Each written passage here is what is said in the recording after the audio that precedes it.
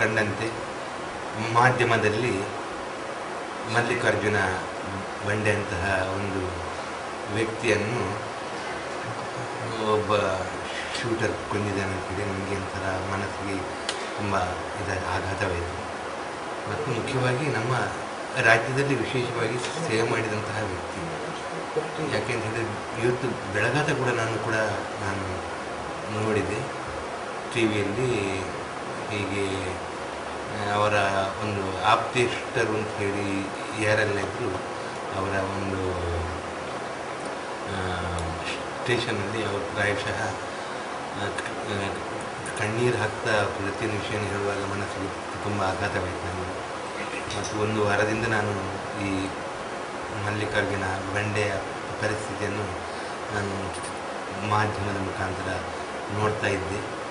ಹಾಗಾಗಿ ಇವತ್ತು ನಿನ್ನೆ ರಾತ್ರಿ 12:40ಕ್ಕೆ ಪ್ರಾಯಶಃ ಹಸುನೀಗಿದ್ದರು ಅಂತೇಳಿ ಟಿ ವಿಯಲ್ಲಿ ಗೊತ್ತಾದಾಗ ತುಂಬ ಬೇಸರವಾಯಿತು.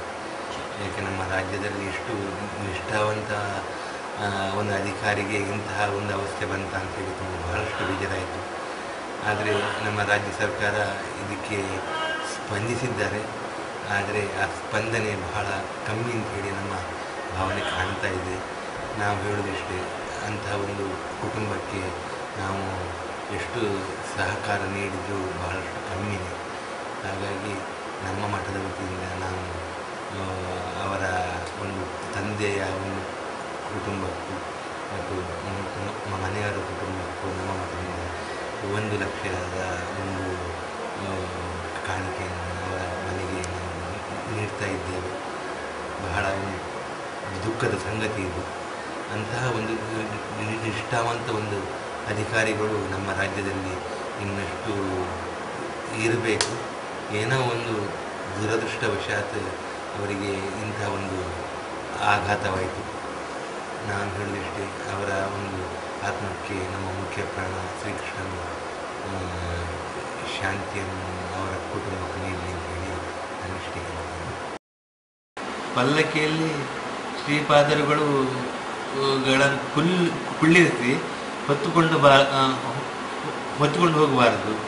ಅದು ಅವರನ್ನು ಆ ಪಲ್ಲಕ್ಕಿಯನ್ನು ಟ್ಯಾಬ್ಲದಲ್ಲಿ ಇಡಬೇಕು.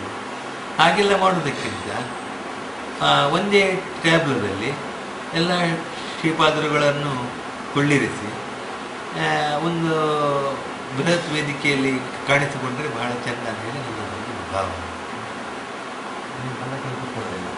ನಾನು ಪಲ್ಲಕ್ಕಿಯಲ್ಲಿ ನಾನು ಟ್ಯಾಬ್ಲೋದ ಮೇಲೆ ಪಲ್ಲಕ್ಕಿಯನ್ನು ಇಟ್ಟರೆ ಆ ಪಲ್ಲಕ್ಕಿ ಒಳಗೆ ನಾನು ಕೂತ್ಕೊಂಡೆ. ಬೇರೆ ಪಲ್ಲಕ್ಕಿಗೆ ಒಂದು ಕೊಡುವಂತಹ ಒಂದು ಗೌರವ ಇದೆ. ಆ ಗೌರವಕ್ಕಿದ್ರೆ ಮಾತ್ರ ಅದಕ್ಕೆ ನಾನು ಭಾಗಿಯಾಗಿರ್ತೀನಿ.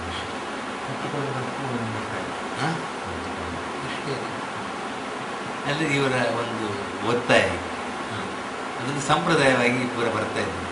ನಾವು ಪ್ರತಿನಿತ್ಯ ಸಹ ಪಲ್ಲಕ್ಕಿಯಲ್ಲಿ ನಮ್ಮನ್ನು ಆಚೆ ಕರ್ಕೊಂಡು ಹೋಗಿ ಈಚೆ ಕರ್ಕೊಂಡು ಹೋಗಿದ್ದು ನಾವು ಹೇಳೋದಿಲ್ಲ. 1-2 ವರ್ಷಕ್ಕೊಂದ್ಸರಿ ಬಂದ ಒಂದು ಸಂಪ್ರದಾಯ. ಅದಕ್ಕೀಗ ಚ್ಯುತಿ ಬಂತಲ್ವ ಅಂತ ಹೇಳಿ ಬೇಸರ ವ್ಯಕ್ತ.